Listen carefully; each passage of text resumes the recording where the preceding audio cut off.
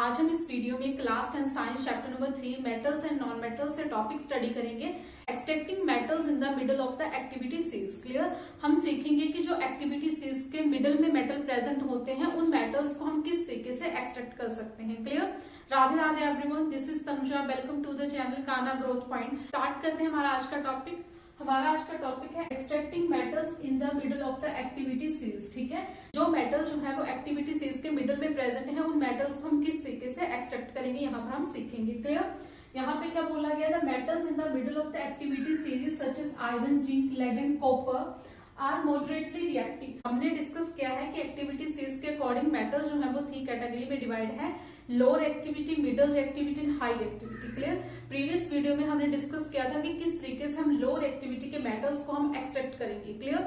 और इस वीडियो में हम डिस्कस करेंगे कि किस तरीके से हम मिडल एक्टिविटी के मेटल्स को जो है वो एक्सट्रैक्ट करेंगे। तो यहाँ पे बोला गया है कि जो मेटल्स एक्टिविटी के मिडल में प्रेजेंट होते हैं, जैसे आयरन की बात करें, जिंक की, लेड की या कॉपर की, तो इनकी रिएक्टिविटी भी कैसे होती है, मॉडरेट होती है। ना तो ये ज्यादा रिएक्टिव होते हैं ना तो कम रिएक्टिव होते हैं। क्लियर। देन हमें क्या बोला गया, these are usually present as sulphides और कार्बोनेट्स इन नेचर। ठीक है।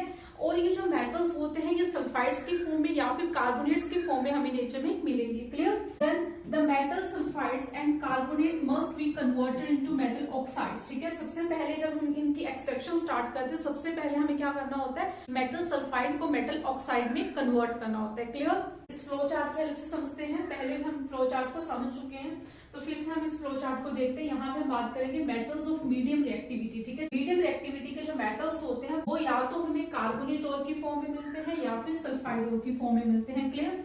यदि वो हमें कार्बोनेट ओर की फॉर्म में मिलेंगे तो पहले तो हमने क्या बोला कि जो सल्फाइड होते हैं या कार्बोनेट्स होते हैं उनको ऑक्साइड ऑफ मेटल में कन्वर्ट करना होता है। क्लियर। तो यदि हमें कार्बोनेट ओर की फॉर्म में मिलेंगे तो हम क्या करेंगे, उनकी कैल्सिनेशन करेंगे। क्लियर।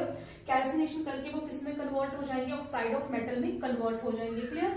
और यदि हमें सल्फाइड ओर की फॉर्म में मिलेंगे तो हमें उनको ऑक्साइड ऑफ मेटल में कन्वर्ट करने के लिए क्या करवानी पड़ेगी, रोस्टिंग करवानी पड़ेगी। क्लियर। आफ्टर दैट क्या होगा, जो ऑक्साइड ऑफ मेटल है उनकी हम रिडक्शन करेंगे। तो रिडक्शन करके वो किसमें कन्वर्ट हो जाएंगे, मेटल में। रिडक्शन टू मेटल, तो मेटल में कन्वर्ट हो जाएंगे। आफ्टर दैट हम क्या करेंगे, मेटल की प्यूरिफिकेशन करेंगे। क्लियर। सो हम यहाँ पर समझते हैं कि रोस्टिंग क्या होती है। क्लियर। अभी हमने बोला कि जो सल्फाइड ओर है उनको मेटल ऑक्साइड में कन्वर्ट करवाने के लिए हमें रोस्टिंग करनी पड़ेगी। जो कार्बोनेट की ओर है उनको मेटल ऑक्साइड में कन्वर्ट करवाने के लिए कैल्सिनेशन करनी पड़ेगी। क्लियर। सो यहाँ पर समझते हैं कि रोस्टिंग और कैल्सिनेशन क्या होती है। क्लियर। सो रोस्टिंग क्या होती है, the sulphide ore are converted into oxide. जो सल्फाइड की ओर है उनको हमें ऑक्साइड में कन्वर्ट करना है while heating strongly in the presence of excess of air. This process is known as roasting. Clear.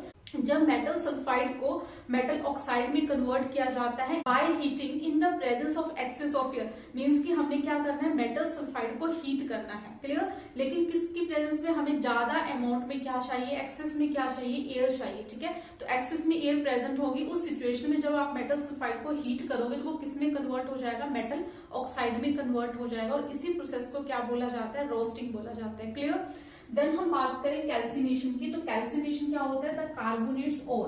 Calcination में क्या होता है कि जो कार्बोनेट्स की ओर होती हैं आर चेंज्ड इनटू ऑक्साइड। ठीक है। कार्बोनेट्स की ओर को ऑक्साइड में चेंज किया जाता है, कैसे, बाय हीटिंग। ठीक है। हीट करेंगे। ठीक है।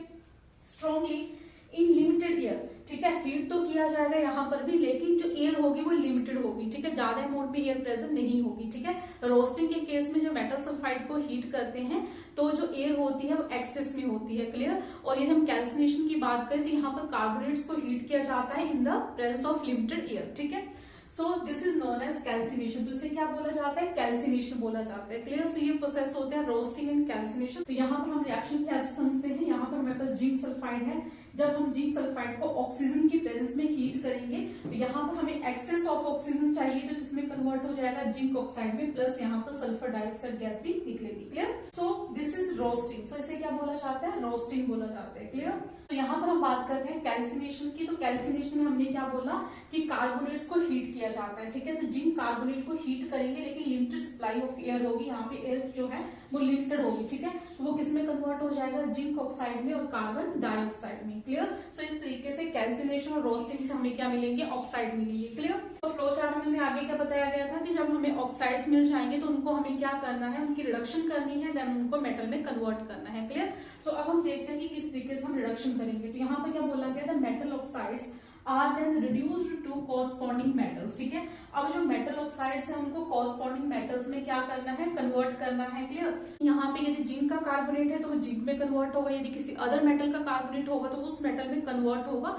तो बोला गया है कि जो भी कॉरस्पॉन्डिंग मेटल्स होंगे उनमें हम कन्वर्ट कर देंगे while using suitable reducing agent. ठीक है। और जो भी रिड्यूसिंग एजेंट चाहिए होगा, सुटेबल रिड्यूसिंग एजेंट होगा, वो हम यूज करेंगे, जैसे हम कार्बन का यूज कर लेंगे। क्लियर। सो कार्बन भी क्या है, एक रिड्यूसिंग एजेंट है। क्लियर। तो यहाँ पर हम एग्जांपल क्या अच्छे समझते हैं, जब जिंक ऑक्साइड को हम कार्बन के साथ ट्रीट करवाएंगे तो ये किसमें कन्वर्ट हो जाएगा, zinc plus carbon monoxide gas यहाँ पर बनेगी। क्लियर। सो यहाँ पर हमें कॉरस्पॉन्डिंग मेटल क्या मिल गया, जिंक मिल गया। Clear. So obtaining metals from their compounds is also a reduction process। बोला गया कि जो मेटल्स ऑब्टेन करते हैं उनके कंपाउंड से, इस चीज को भी क्या बोला जाता है, रिडक्शन बोला जाता है। क्लियर। जैसे यहाँ पर हमारे पास कंपाउंड है जिंक ऑक्साइड, और जिंक ऑक्साइड से हमें क्या मिल गया, जिंक मिल गया। So this process is known as reduction process. Clear. So इसको भी क्या बोला जाता है, रिडक्शन प्रोसेस बोला जाता है। नेक्स्ट हमें क्या बोला गया है, sometimes displacement reactions can also be used to reduce metal oxides to metal। क्या बोला गया है कि कई बार डिस्प्लेसमेंट रिएक्शन का भी हम यूज करते हैं मेटल ऑक्साइड से मेटल बनाने के लिए। क्लियर। अभी हमने क्या सीखा कि मेटल ऑक्साइड को मेटल में कन्वर्ट करने के लिए हमें क्या करना है, मेटल ऑक्साइड की रिडक्शन करवानी है। क्लियर। और हमने बोला कि हम कोई सुटेबल रिड्यूसिंग एजेंट का यूज करके मेटल ऑक्साइड को मेटल में रिड्यूस करवा सकते हैं। क्लियर। तो यहाँ पर हमें बोला है कि एक दूसरा वे भी है मेटल ऑक्साइड को मेटल में कन्वर्ट करने का, जो कि है displacement reaction. Clear. Displacement reaction की हेल्प से भी हम क्या कर सकते हैं, मेटल ऑक्साइड को मेटल में कन्वर्ट करवा सकते हैं। क्लियर। बोला the highly reactive metals such as sodium, calcium, aluminium etcetera are used as reducing agents because they can displace metals of lower reactivity from their compounds. बोला है कि इसके लिए हम क्या करेंगे, जैसे जो हाईली रिएक्टिव मेटल है, जैसे सोडियम बहुत रिएक्टिव है, कैल्शियम, एल्यूमिनियम ये बहुत रिएक्टिव मेटल्स हैं, तो ये हम यूज कर लेंगे as a reducing agent. Clear. और ये क्या करेंगे, लेस रिएक्टिव मेटल को डिस्प्लेस कर देंगे। क्लियर। जैसे हम एग्जांपल की बात करें, फर्स्ट एग्जांपल हमने when manganese dioxide is heated with aluminium powder. ठीक है। हम मैग्नीज डाइऑक्साइड को एल्यूमिनियम पाउडर के साथ क्या करेंगे, हीट करेंगे, तो एल्यूमिनियम क्या करेगा, मैग्नीज को डिस्प्लेस कर लेगा। तो यहाँ पे हमें क्या मिल जाएगा, मैग्नीज मिल जाएगा, प्लस यहाँ पर एल्यूमिनियम ऑक्साइड हो जाएगा, that is Al2O3। Clear.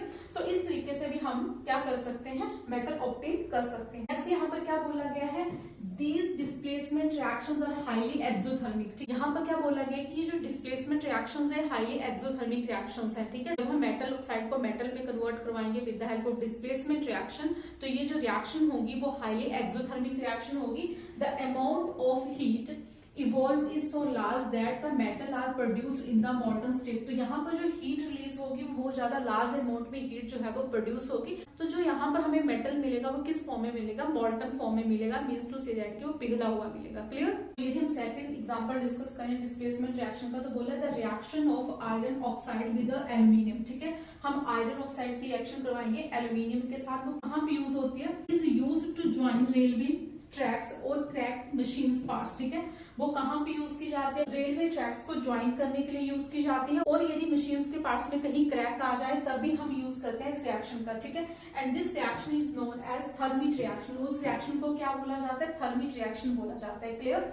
Reaction की हेल्प से समझते हैं, फेरिक ऑक्साइड है, एल्यूमिनियम के साथ रिएक्शन करवाएंगे यहाँ पर हम, तो यहाँ पर हमारे पास क्या बन जाएगा, iron plus aluminium oxide plus यहाँ पर हीट जो है वो रिलीज होगी। क्लियर। आई होप कि आपको ये टॉपिक अच्छे से क्लियर हो गए। आई होप आपको ये वीडियो पसंद आई है। यदि आपको ये वीडियो पसंद आई है तो लाइक करिए, शेयर करिए, कमेंट करिए एंड चैनल को सब्सक्राइब करिए। Thank you. Take care. मिलते हैं नेक्स्ट वीडियो में।